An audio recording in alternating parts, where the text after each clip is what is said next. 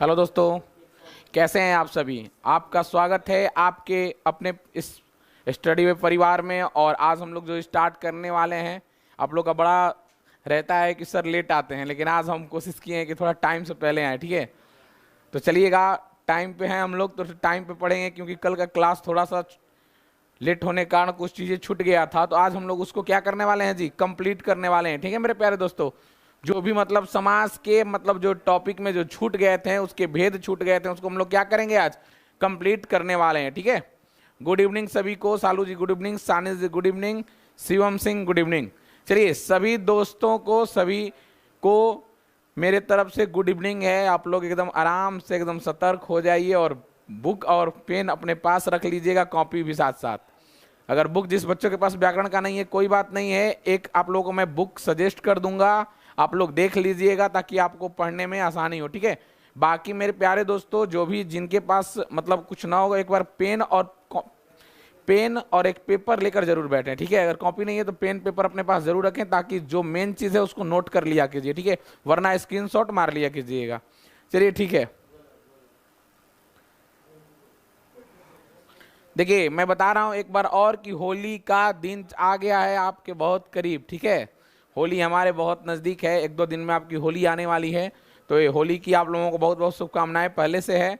और होली ऑफर में मैं आपको बताना चाहता हूं कि हिंदी का जो बच्चे पीडीएफ मांगते हैं, वो एक बार हमारी टीम से संपर्क कर लें, क्योंकि अभी मैं पीडीएफ का आपका हो सकता है कि रेट होली बाद बढ़ जाए, जैसे मेरे पास जानकारी है। तो आप 500 रुपये दे के इसका पीडीएफ पूरा ले सकते हैं। ठीक है, तो आप लोग देर ना करें, इसको फटाफट ज्वाइन करें। और साथ ही साथ मैं आपको एक बात और फिर से बता रहा हूं कि होली स्पेशल ऑफर चल रहा है भाई स्टडी वे पे। जो आपको एक क्लब टॉपर बैच है, उसका प्राइस कितना है, 4000 ओनली। तो जो बच्चे अभी तक ज्वाइन नहीं किए हैं वो क्या करें, ज्वाइन कर लें। ठीक है,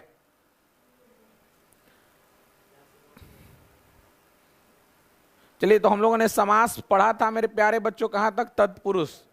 तत्पुरुष समास हम लोगों ने पढ़ा था, और उसमें कारक की जो विभक्ति छिपती है उसको हम लोगों ने पढ़ा था। ठीक है, आज हम लोग तत्पुरुष समास के जो दो उपभेद होते हैं, कौन सा, कर्मधारय समास और द्विगु समास।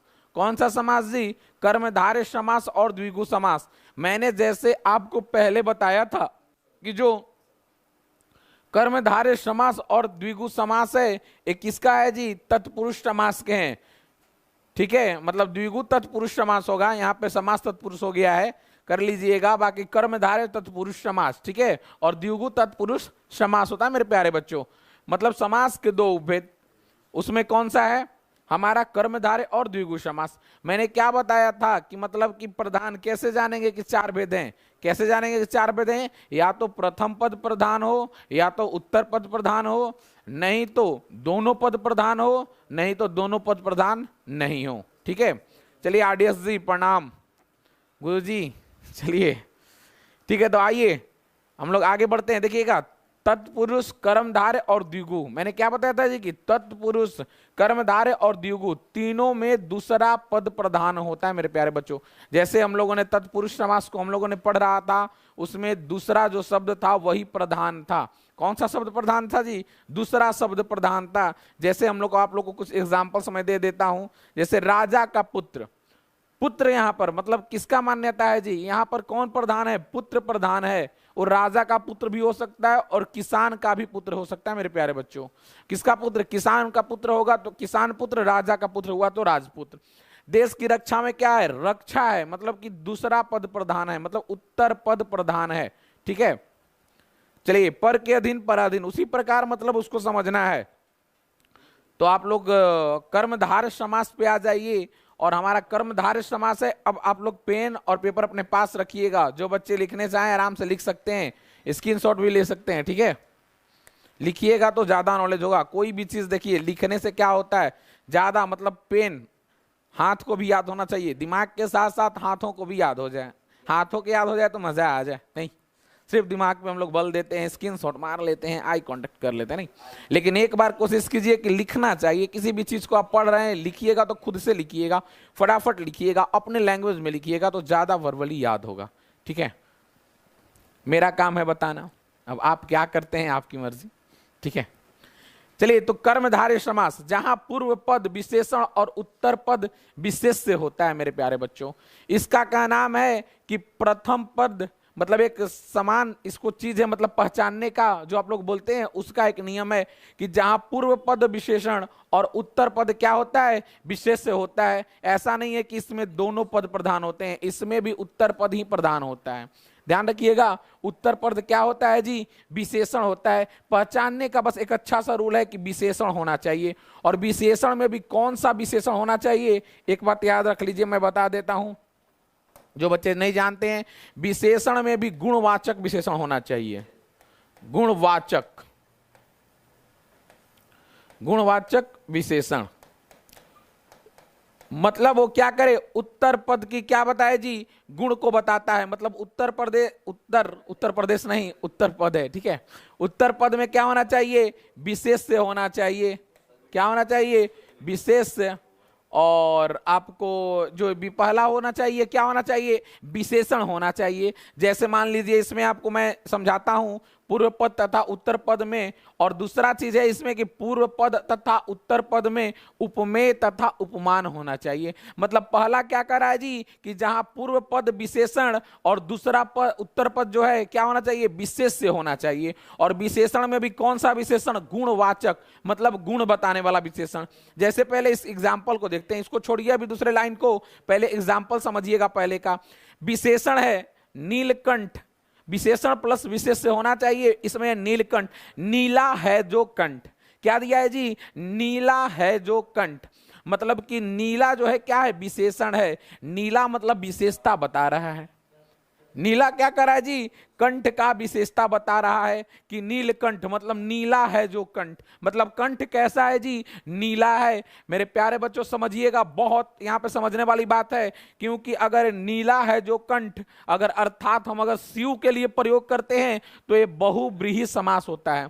तो कंफ्यूज मत होइएगा, यहां पे अगर अर्थात अगर शिव के लिए सोचें, शिव के प्रति आ जाए तो क्या हो जाएगा, बहुव्रीहि। मतलब कि ना आपको इसका उत्पद का उत्तर पद न पूर्व पद का प्रधानता हो रहा है, वहां किसी तीसरे की प्रधानता हो रही है।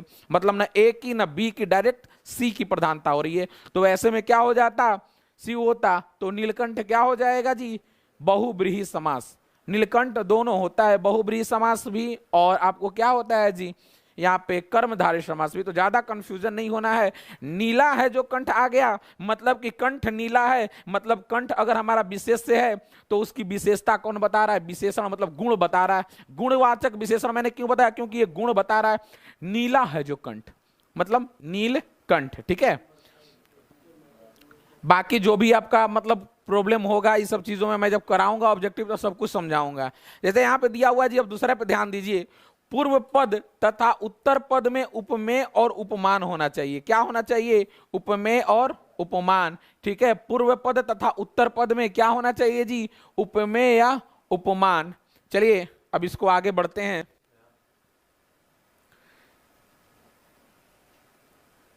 देखिए पहले इसको एक एग्जांपल से समझ लेते हैं, ठीक है। देखिए उपमेय और उपमान क्या होना चाहिए, जैसे घन श्याम लिखा हुआ है, ऐसे थोड़ा ना घन है जो श्याम बोल सकते हैं, नहीं बोल सकते हैं। उसमें उपमेय और उपमान होगा। मतलब घन श्याम मतलब घन के समान है श्याम। कौन है जी, घन के समान है श्याम।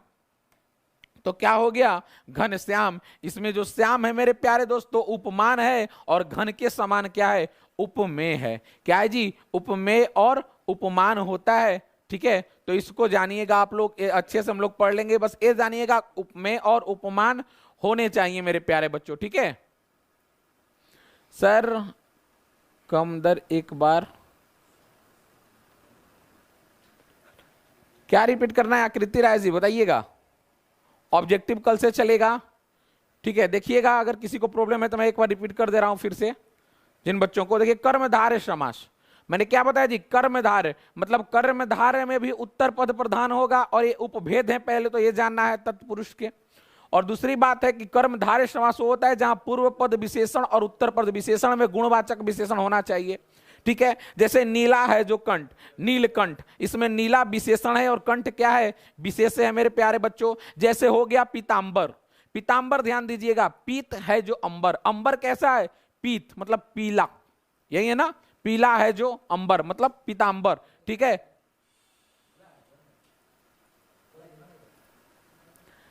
चलिए तो ध्यान दीजिएगा, जैसे महादेव, महान है जो देव, मतलब देव के देव जो महान है, देव में मौन है, कौन है, महान है, वो कौन हो गए, महादेव हो गए। मतलब महान क्या बता रहा है, देव की विशेषता बता रहा है कि देव कैसे हैं भाई, तो महान है।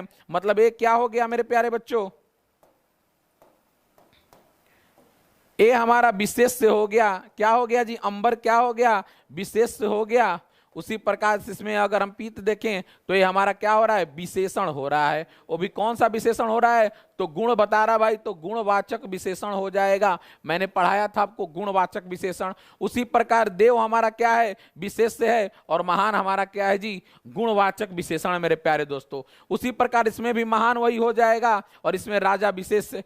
अंध है जो विश्वास, मतलब विश्वास है भाई, सच्चा है या अंधा है, ये क्या हो रहा है, विश्वास का गुण बता रहा है। कौन बता रहा है जी, कि अंध है या अंध है जो विश्वास, अंधा है या सच्चा है, मतलब सच भी विश्वास हो सकता है, आत्मा का भी विश्वास हो सकता है। तो ये क्या बोल सकते हैं कि विश्वास क्या हो गया, ये विशेष से हो गया, और इसकी विशेषता बता रहा अंध, तो ये क्या हो गया, विशेषण हो गया। मतलब कि प्रथम पद क्या हुआ जी, विशेषण हो गया, और दूसरा क्या हो गया, विशेष से हो गया। उसी को क्या बोलते हैं हम लोग, कर्मधारय समास बोलते हैं, ठीक है। दूसरा मैंने बताया कि उपमेय और उपमान है मेरे प्यारे बच्चों। क्या होना चाहिए, पूर्व दोनों में क्या होना चाहिए, उपमेय या उपमान होना चाहिए, ठीक है, उपमेय और उपमान। इसको देखिएगा, उपमेय,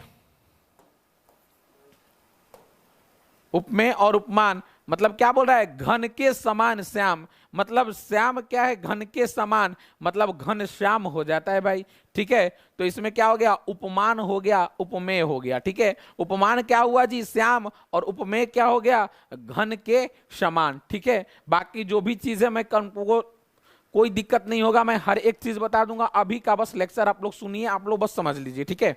बाकी एक एक चीज मैं डिस्कस करा दूंगा। जैसे कमल नयन, मतलब क्या होगा, कमल के समान नयन, मतलब नयन कैसा है जी, कमल के समान है। नयन कैसा है, कमल के समान है, ठीक है। तो क्या हो गया, उपमेय और उपमान आ गया इसमें, ठीक है। मुख चंद्र, मतलब मुख रूपी चंद्र, कैसा चंद्र है जी, मुख रूपी चंद्र है, ठीक है। उसी वाला वचनामृत, मतलब अमृत के समान वचन, वचन कैसा है, अमृत के समान है भाई, अमृत के समान, मतलब इसमें कैसा है, अमृत के समान। तो यही हो जाता है आपका कर्मधारय समास, क्योंकि इसमें उत्तर पद और पूर्व पद दोनों प्रधान होते हैं मेरे प्यारे बच्चों। मतलब ये हमारा हो गया आपको प्रथम पद,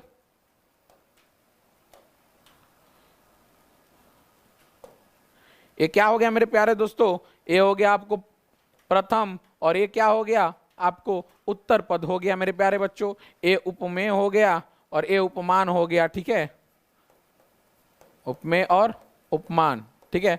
यही होता है, क्या होता है हमारा, समझिएगा, यही होता है मेरे प्यारे बच्चों, उपमेय और उपमान। बाकी आपका यहाँ देख ही रहे हैं आप, कोई आपको दिक्कत नहीं है, ठीक है।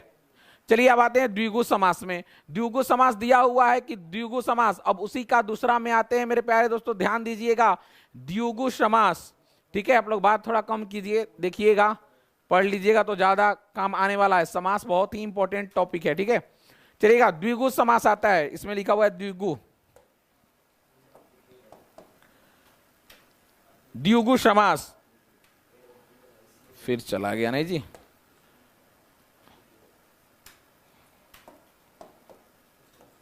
क्या जी, द्विगु समास, मतलब द्विगु समास में भी उत्तर पद प्रधान होता है। मैंने पहले ही बता दिया है मेरे प्यारे दोस्तों, इसमें भी क्या होता है, उत्तर पद प्रधान होता है और विशेष से होता है, जबकि पूर्व पद संख्यावाची विशेषण होता है। मतलब इसको पहचानने क्या है भाई, उत्तर पद ही प्रधान होता है, क्योंकि आपको जो जैसे में हम लोगों ने पढ़ा कि कमल के समान नयन, कमल नयन, ये कौन था, कर्मधारय समास था। मतलब नयन है, इसमें नयन ही प्रधान है, वो कमल के समान है। नयन कैसा है, कमल के समान है, वो बता रहा है आपका उपमान, उपमेय, लेकिन नयन के बारे में बता रहा है, मतलब नयन के बारे में बताया जा रहा है, मतलब नयन, इसको बस ध्यान देना है, उत्तर पद के बारे में प्रधानता बताई जा रही है। भली इसको पहचानने का एक तरीका है कि मतलब कि जो पहला पद है वो क्या होना चाहिए, उसमें उपमेय उपमान, और दूसरे में क्या है जी, पहले में कर्मधारय में कि आपको गुणवाचक विशेषण होना चाहिए, उसी प्रकार इसमें संख्यावाचक विशेषण होना चाहिए। इसमें क्या होना चाहिए जी, संख्यावाचक विशेषण और दूसरा विशेष्य होना चाहिए। यही है मेरे प्यारे दोस्तों, ध्यान दे दीजिएगा, यही आपका मेन लाइन है कि पहला संख्यावाचक विशेषण और दूसरा क्या होना चाहिए, विशेष्य होना चाहिए। यही है हमारा क्या बोलते हैं, द्विगु समास। ठीक है, द्विगु समास पहले ही देख लीजिए, द्विगु मतलब होता है दो, और गौ मतलब गाय। ठीक है, इसमें क्या होता है, दो गाय, ऐसे ही समझ लीजिए, मतलब ये संख्या आ गया भाई, गायों की संख्या है, समास है इसलिए बता रहा हूं आपको, उसका नाम है। तो इसमें क्या जी, संख्या बता रहा है, नाम से ही संख्यावाचक है। द द्विगु मतलब दो, द्विगु दो मतलब इसमें नाम से ही आपको पता चल जा रहा है। लेकिन पहला क्या होना चाहिए आपको, संख्यावाचक विशेषण, और दूसरा क्या होना चाहिए मेरे प्यारे दोस्तों, विशेष्य होना चाहिए। हम समझ जाएंगे कि वो क्या है, द्विगु समास है। गुण बताए तो कर्म और संख्या बताए तो द्विगु। ठीक है, चलिए आगे बढ़ते हैं। किसी बच्चों को कोई प्रॉब्लम होगा तो जरूर पूछिएगा आप लोग, ताकि बाद में मत बोलिएगा कि सर बताए नहीं। चलिए चतुर्भुज, हाँ जी, जैसे अमीषा कुमार जी देखिए बता रही हैं चतुर्भुज, मैंने बताया था कल क्लास में। देखिए त्रिकोना, जो तीन कोनों का हो, कैसा हो जी, जो तीन कोनों का हो। इसमें कोना की बात हो रही है, लेकिन ये बता रहा है कि तीन कोना, दो कोना, एक कोना, ऐसे भी तो हो सकता है। लेकिन उत्तर पद ही यहां प्रधान है। कौन सा, कोना, और भले तीन कोना हो दो कोना हो, मतलब क्या है जी, इसमें कोना मतलब जैसे है तो मतलब उत्तर पद प्रधान है, जो तीन कोनों का हो। ठीक है, जैसे तीन राहों का संगम, राहों के बारे में बात हो रहा है। किसके बारे में, तीन राहों का संगम, दो राहों का संगम, पांच राहों का संगम, ऐसे हो सकता है ना। तो मतलब उसी को बोलते हैं कि इसमें किसका, मतलब उत्तर पद हमारा जो है क्या है, वही प्रधान हो रहा है मेरे प्यारे बच्चों। मतलब राह जो है क्या हो रहा है, प्रधान हो रहा है। जैसे सतरंग, सात रंग का, तो ये रंग के बारे में बताया जा रहा है, मतलब उत्तर पद प्रधान है इसमें। सात रंग का है भाई सतरंग, भले 8 रंग का है 8 रंग, 9 रंग का हो 9 रंग, यही बोल सकते हैं ना, 9 रंग। लेकिन इसमें विशेषता किसकी हुई, रंग की, मतलब उत्तर पद प्रधान हुआ। अब ए भली क्या हो गया, 7 हो गया, इसमें संख्यावाचक, ये क्या हो रहा है जी, 7 हो गया, मतलब संख्यावाचक 3 हो गया, संख्यावाचक 3 हो गया, संख्या मतलब संख्या बता रहा है। ये क्या बता रहा है, संख्या बता रहा है मेरे प्यारे दोस्तों। ठीक है, और इसको मतलब एक समझने का आसान और एक ट्रिक भी होता है, जमाइएगा, समूह समाहार बनाने वाले समास। मतलब कुछ समास, मतलब इस समास को क्या बोला गया है कि ये समूह और समाहार बनाता है। ठीक है, मतलब एक समूह बनाता है और समाहार बनाता है। जैसे में समूह है सतरंग, 7 रंगों का समूह, तब तो सतरंग हुआ। 7 रंगों का समूह सतरंग हुआ। 9 रंगों का समूह 9 रंग हुआ, मतलब कि 9 रंग एक साथ आ रहे हैं तब तो समाहार, मतलब पास में आ रहे हैं तब तो हो रहा है। इसीलिए समूह समाहार बनाने वाले समास होते हैं। मतलब आपको एग्जाम्पल में जरूर ऐसे ज्यादा क्वेश्चन मिल जाते हैं जिसमें समूह मिल जाता है। जैसे 4 भुजाओं का समूह, 4 भुजाओं का समूह, बस ऐसे समूह मिले, समझ जाओ कि यही समास है। लेकिन मेरे कहने का मतलब है, बस जहां संख्या देखो मारो, संख्यावाचक विशेषण बस दिख जाए, ये नहीं कि संख्यावाचक विशेषण मार देना कि सर उसका एग्जाम्पल है, होता है उसी का एग्जाम्पल होता है। लेकिन जब पूछेगा आपको समास तब बताना है। ठीक है, तो क्या हो गया, चतुर्भुज अष्टाध्यायी मतलब 8 अध्यायों का, 8 अध्यायों का समाहार है। यहां पर क्या है, 8 अध्यायों का समाहार है। ठीक है, यहां समाहार होगा, 8 अध्यायों का क्या है जी, समाहार है। ठीक है, 8 अध्यायों का समाहार, ये क्या हो गया, अष्टाध्यायी। अष्ट आ गया मतलब 8, चतुर्भुज आया मतलब 4, चौमासा आया मतलब 4 मासों का समूह हो गया, मतलब 4 महीनों का समूह हो गया, तो क्या हो गया, चौमासा हो गया। ठीक है, उसी प्रकार त्रिभुज हो जाए, 3 हो जाएगा, 3 भुजाओं का समूह हो जाएगा त्रिभुज। तो 3 आ गया तो क्या हो गया आपको, संख्यावाचक विशेषण। और विशेष से क्या हो गया जी, अध्याय के बारे में बता रहा है कि अष्टाध्यायी है। उसके बाद चतुर्भुज के बारे में बता रहा है कि कैसा है। उसके बाद मास महीने के बारे में बता रहा है, मतलब ये विशेष से है, विशेषण की विशेषता बताए उसे क्या बोलते हैं, विशेष से बोलते हैं। मतलब ये विशेष से है और ये क्या है मेरे प्यारे दोस्तों, उसके बारे में संख्या बता रहा है।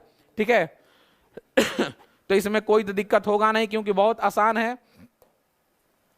उसी प्रकार अब हम लोग आते हैं, हाँ त्रिकोण, बहुत बहुत आप लोग का आंसर बहुत सही चल रहा है। चलिए संगम क्या है सर, संगम क्या है, मतलब सिर्फ संगम ऐसे दे दीजिएगा, संगम नहीं समझ रहे हैं आप क्या होता है, संगम क्या होता है जी बताइए।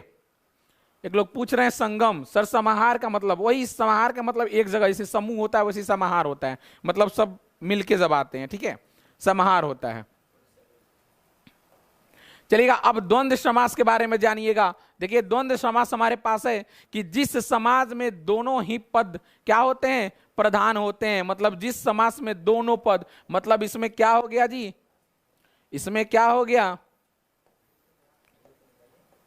प्रथम पद और उत्तर पद, ये दोनों क्या होंगे जी, प्रधान होंगे, तभी क्या होता है, दोनों का बराबर महत्व है, उसे ही हम लोग द्वंद्व समास कहते हैं मेरे प्यारे बच्चों। क्योंकि इसमें दोनों, जैसे नाम से ही देखिए द्वंद्व, द व द व है ना, इसमें द्वंद्व समास है, तो मतलब क्या है जी कि प्रथम पद और उत्तर पद दोनों क्या होते हैं, दोनों क्या होते हैं मेरे प्यारे बच्चों, दोनों ही इसमें होते हैं, प्रधान होते हैं। और सबसे बड़ी बात है कि दोनों का बराबर का महत्व होता है, दोनों का बराबर ही होता है जी, ऐसा नहीं कि एक छोटा और एक बड़ा, मतलब दोनों का महत्व क्या है, समान होना चाहिए, उसे ही बोलते हैं द्वंद्व समास। समझने का सब नाम से समझ जाओगे, द वन द व, द्वंद्व में क्या लगा हुआ है, द्वंद्व, ठीक है, तो मतलब द्वंद्व समास हो गया, तो नाम से समझो ना कि दोनों समान है, दिखने में दिख रहा है कि समान है, बस समझ जाओ यार कि मतलब इसमें दोनों प्रधान, दोनों पद क्या होंगे, प्रधान होंगे, इतना ज्यादा तो जानना ही नहीं है, बस ये मतलब छोटी सी चीज जान लो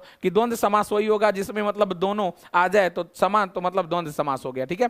और इसमें समझना, इसमें और एवं या अथवा लगता है, क्या लगता है जी, और एवं या अथवा लगता है, उसे ही क्या बोलते हैं, द्वंद्व समास। मतलब एक पहचानने का और नियम है हमारे पास, जैसे दोनों तो पद प्रधान हो गए, उसके बाद दोनों का बराबरी का महत्व है, और इसमें और एवं या अथवा लगता है, या अथवा का प्रयोग होता है, ठीक है। जैसे सालू कुमार जी बता रही है माता पिता, जी माता पिता भी होता है, ठीक है।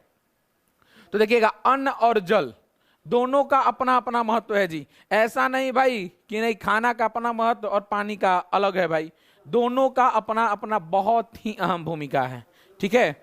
इन्हें कि कोई छोटा है नहीं, हम अन्न खा लिए तुम पानी पी कर रह रहे हो, भाई पानी भी पीना बहुत जरूरी है जितना अन्न खाना जरूरी है, ठीक है।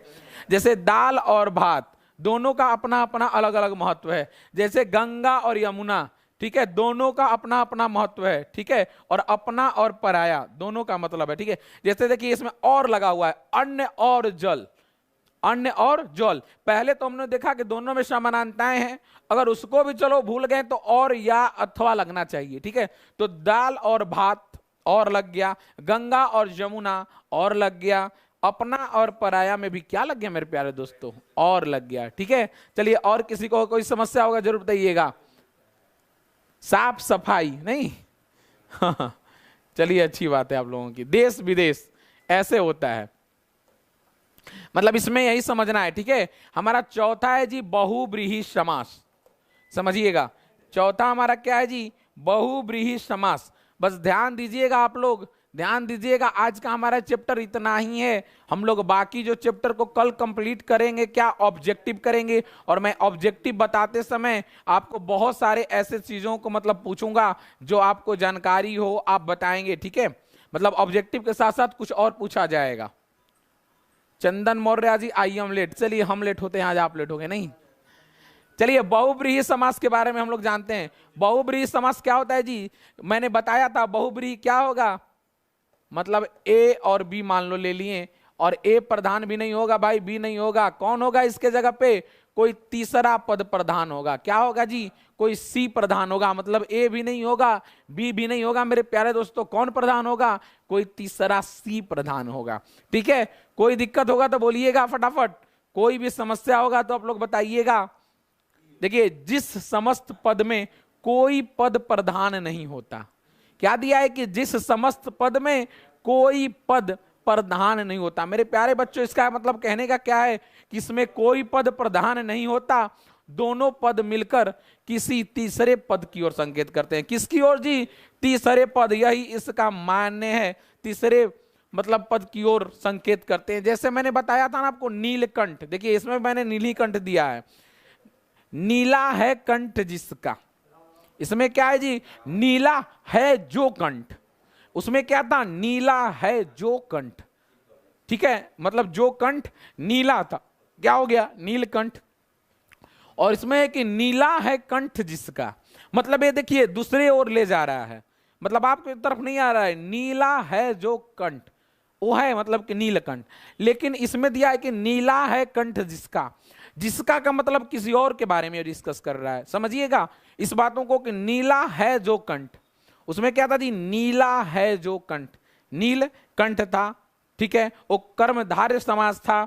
इसी में आपको डाउट क्लियर करना है, कर्मधारय और बहुब्रीहि में बहुत सारे बच्चों को दिक्कत होता है, इसको समझिएगा, ठीक है। सर लंबोदर भी हो जाएगा, हाँ आस्था जी लंबोदर भी हो जाएगा, क्योंकि लंबा है जिसका ओदर, ठीक है, मतलब पेट, क्या है जी, गणेश के बारे में चर्चा होती है, ठीक है। तो मतलब नीला है कंठ जिसका, अर्थात किसके बारे में बता रहा है जी, शिव के बारे में बता रहा है। मतलब भाई ना ए हुआ न बी हुआ, कौन हुआ यहाँ, सीधे सी हुआ, न पूर्व पद न उत्तर पद, यहां पे कोई तीसरा पद क्या हो गया, प्रधान हो गया, ठीक है। देखिए इसमें दिया हुआ है कि उदाहरण के लिए नीलकंठ, मैंने लिख दिया है कि नीलकंठ शब्द का विग्रह यदि नीला है कंठ जिसका विशेषण और विशेष के रूप में किया जाएगा, तब यह क्या हो जाएगा जी, कर्मधारय समास हो जाएगा। नहीं हम बोलेंगे कि भाई ये आपको नीला है जो कंठ, ये क्या है जी, नीला विशेषण है और ये हमारा कंठ जो है विशेष से है, तब तो ये तुरंत आपको कर्मधारय समास हो जाएगा, कर्मधारय समास हो जाएगा मेरे प्यारे बच्चों। लेकिन नीला है कंठ जिसका शिव के लिए अगर आए और किसी तीसरे के लिए आ गया तो क्या हो जाएगा, ये आपको बहुब्रीहि समास हो जाएगा, ठीक है। चलिएगा, लेकिन यही दिया हुआ है कि यदि इसके विग्रह में नील और कंठ दोनों का अर्थ नीला है, मतलब नीला है, मतलब नीला है कंठ जिसका, मतलब ये भी नीला और एक कंठ भी नीला, भाई इसके ओर बता रहा है, तो क्या हो जाएगा, शिव हो जाएगा, ठीक है। यही है इसमें दिया हुआ, आप देख लीजिएगा। जैसे मान लीजिए हम लोग कुछ एग्जाम्पल से समझते हैं, चलिए हम लोग क्या करते हैं जी, कुछ एग्जाम्पल्स हैं हमारे स्क्रीन पे, उसके द्वारा हम लोग समझते हैं। देखिएगा पीतांबर दिया हुआ है, पढ़िएगा ध्यान से, बस इसको समझिएगा। पीतांबर, पीला है अंबर, क्या दिया है जी, पीला है अंबर,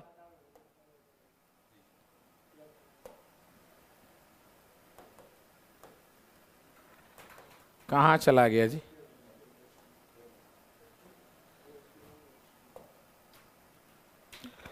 चलिए पीतांबर, देखिए पीतांबर समझिएगा, पीला है अंबर, अंबर इसमें क्या है जी, वस्त्र है, मतलब पीला है, कैसा है जी, अंबर मतलब कैसा है, पीला है, मतलब वस्त्र क्या है, पीला है, तो क्या हो जाता है, पीतांबर उसमें होता है। लेकिन पीतांबर यहाँ किसके बारे में बता रहा है आपको, श्री कृष्ण के बारे में बता रहा है, श्री कृष्ण के बारे में बता रहा है। और पीला है जिसका अंबर को अगर हम बोल दें कि नहीं सर अंबर तो सर हमारा विशेष से हो गया सर, और ये हमारा विशेषण हो गया, तो मेरे प्यारे बच्चों इसमें कोई दिक्कत नहीं है। लेकिन इसमें क्या बोल रहा है, पीला है अंबर, मतलब कि अंबर को भी बोल रहा है यहाँ पीला है, और पीला तो भाई पीला ही है, मतलब दोनों का अर्थ यहाँ पीला के रूप में आ रहा है, मतलब श्री कृष्ण के बारे में बता रहा है यहाँ पे, ठीक है। उसी प्रकार अगर विशेषण और विशेष से बता दे, विशेषण और विशेष से बता दे तो क्या हो जाएगा जी, ये कर्मधारय समास हो जाएगा मेरे प्यारे बच्चों, ठीक है। तो इसको जरूर आप लोग ध्यान दीजिएगा, और जब क्वेश्चन आएगा आपके सामने तब एक क्लियरफाई होगा। इसीलिए मैं बोलता हूं कि आपको ऑब्जेक्टिव ही करना है, ऑब्जेक्टिव जब तक नहीं कीजिएगा आपको कुछ भी क्लियरफाई नहीं होगा। हम क्या करते हैं जी, पढ़ तो लेते हैं सब कुछ, कोई क्वेश्चन नहीं करते हैं तो हमें तरीका नहीं पता चलता है। ये तो पता होता है भाई कि कर्मधारय समास कौन सा है, बहुब्रीहि समास सर कौन सा है, तत्पुरुष समास कौन सा है, सब जानते हैं, बट ये नहीं जान पाएंगे कि सर इसका क्लियरफाई और क्लियरिटी कैसे है। तो कब होगा, जब हम उसके टाइप पे कुछ क्वेश्चंस करेंगे, ठीक है। तो आप लोग क्वेश्चन करेंगे, बाकी समझिएगा। दशानन, 10 है जिसका आनन, मतलब कि 10 मुख वाले को क्या बोलते हैं जी, दशानन बोलते हैं, जिसको हम लोग क्या बोलते हैं, रावण बोलते हैं भाई। तो ये क्या हो गया, तीसरे की ओर संकेत चला गया। देखिए 10 है जिसका आनन, मतलब 10 सिरों वाला, भाई कौन है, दशानन नहीं, रावण, जानते हो सर। अंबर मतलब तो आकाश होता है, अंबर मतलब आकाश भी होता है जी, और अंबर का मतलब वस्त्र भी होता है, ठीक है, जानिएगा। चलिए उसके बाद देखिएगा, सुंदर है लोचन, सुलोचना दिया है, सुंदर है लोचन जिसके, क्या हो गया, वह स्त्री है भाई। किसके बारे में बोल रहा है, स्त्री, मतलब लोचन जिसके सुंदर हैं वो क्या है, स्त्री है, मतलब किसी तीसरे की तरफ ले गया तो क्या हो गया मेरे प्यारे बच्चों, ये क्या हो जाएगा जी, बहुब्रीहि समास। मतलब इसमें बस यही समझिएगा, न ए की विशेषता न बी की विशेषता, ऐसे ले लीजिए, प्लस मत दीजिए, चलिए ठीक है। इसको बस समझने का यही तरीका है कि ना ए की विशेषता भाइयों ना बी की विशेषता, मतलब ये दोनों हो गए कट्टम कुट्टम, यहाँ पे किसका विशेषता हो गया, किसी तीसरे का विशेषता हो गया, वही क्या होता है, बहुब्रीहि समास होता है। ठीक है, तो हमारा आज का क्लास जो था यही बस जानना था। 2 दिन मैंने कल लेट हो गया था तो कल ही हम लोग समाप्त कर दिए होते, इसके बारे में जानना था। ठीक है, बाकी मैं आप लोग को इसका क्लियरफाई कर रहा हूं, एक बार बस आप लोग ध्यान से सुन लीजिएगा। मैं सबके बारे में एक चीज आपको बताऊंगा, आपको एक रिवीजन करा देता हूं ताकि मत बोलिएगा कि सर हम लोग समझ नहीं पाए। ठीक है, देखिए मैं बता रहा हूं क्या,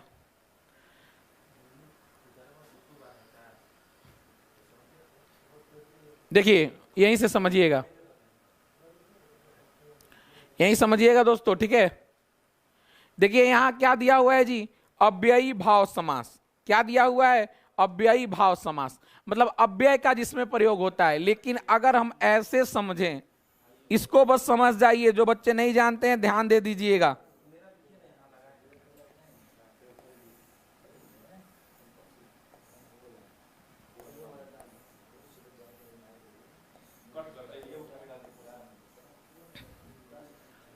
ध्यान दीजिएगा मेरे प्यारे बच्चों,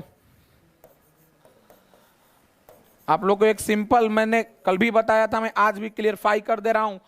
इसमें बताना क्या है जी, कि मतलब अव्ययी भाव मतलब समास के भेद। ठीक है, अव्ययी भाव समास मतलब मैंने क्या बताया, क्या इसमें प्रथम पद क्या होता है जी, प्रधान होता है। क्या होता है मेरे प्यारे बच्चों, प्रथम पद ही क्या होता है, प्रधान होता है, और दूसरा पद प्रधान नहीं होता। उसे हम लोग क्या बोलते हैं, अव्ययी भाव समास कहते हैं। ध्यान रखिएगा, बस सुन लीजिए एक बार, फिर कभी दिक्कत नहीं होगा। मतलब पहला क्या होता है जी, इसमें पहला पद क्या होता है, प्रधान होता है, और उत्तर पद प्रधान नहीं होता। उसे हम लोग क्या बोलते हैं, अव्ययी भाव समास कहते हैं। तत्पुरुष समास और इसके जो 2 उपभेद होते हैं आप लोग भी जानते हैं, कर्मधारय, कर्मधारय समास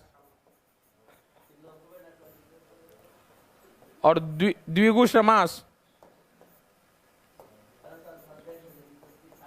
द्विगु समास। मतलब ये इसके 2 उपभेद हैं। इन तीनों का क्या होना चाहिए जी, उत्तर पद प्रधान होना चाहिए, प्रथम पद प्रधान नहीं होगा। भले ही वो विशेषण हो सकता है, लेकिन ऐसा नहीं है कि विशेषता उसकी बताई जाए। मतलब वो किसी और चीज की विशेषता भली बता सकता है। जैसे आप लोग कंफ्यूज होते हैं कि सर उत्तर पद प्रधान मतलब पद प्रधान हुआ और इसमें पूर्व पद भी, जैसे मैंने एग्जाम्पल दिया था, तो उसको क्लियरफाई कर देना है, टेंशन नहीं लेना है। ठीक है, तो आप लोग समझ गए। उसी प्रकार द्वंद्व समास हो गया, जिसके क्या होते हैं, दोनों पद प्रधान होते हैं। बस समझ लो, इसको लिख लो, बाकी काम तुम्हारा समाप्त हो जाएगा। दोनों पद प्रधान हो गए तो द्वंद्व समास हो गए, और जिसके मतलब कि दोनों न हो, कोई तीसरा आ जाए इसके जगह पे, तो क्या हो गया, बहुब्रीहि समास होता है। मतलब एक में क्या हो गया, एक में क्या हो गया, पहला पद प्रधान, दूसरा नहीं होगा। दूसरे में क्या हुआ, पहला पद प्रधान नहीं, उत्तर पद प्रधान होगा।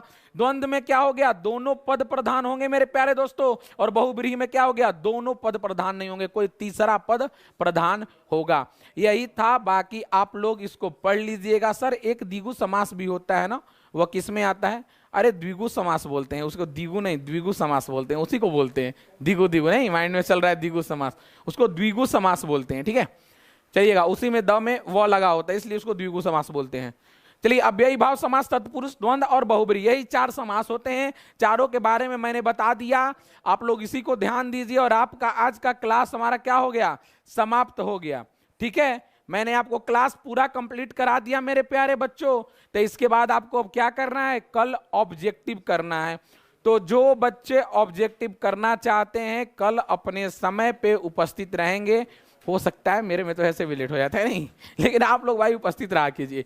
तो चलिए, कल हम लोग मतलब समास के बहुत सारे क्वेश्चंस करेंगे, समास के बहुत वेराइटी के क्वेश्चंस करेंगे, अलग अलग टाइप के क्वेश्चन करेंगे, ताकि आप लोग का जो भी कंफ्यूजन है मैं कल क्लियर कर सकता हूं। ठीक है, तो चलिए इसी सब बातों के साथ अभी आप लोग इस वाणी को विराम देते हैं। आप लोग का स्टडी वे पे आने के लिए बहुत बहुत धन्यवाद।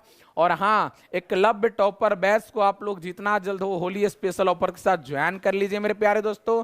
4000 का ऑफर है। और साथ ही साथ हमारे यूट्यूब चैनल पे आर्ट्स की क्लासेस चल रही हैं। जो बच्चे आपके संपर्क में हैं उन्हें बता दें कि स्टडी वे आपको आर्ट्स की क्लासेस दे रहा है और आप इसे क्या कर लें, ज्वाइन कर लें। चलिए आप सभी लोग भाई गुड नाइट पहले ही बोल देते हैं। चलिए गुड नाइट है आप लोगों को।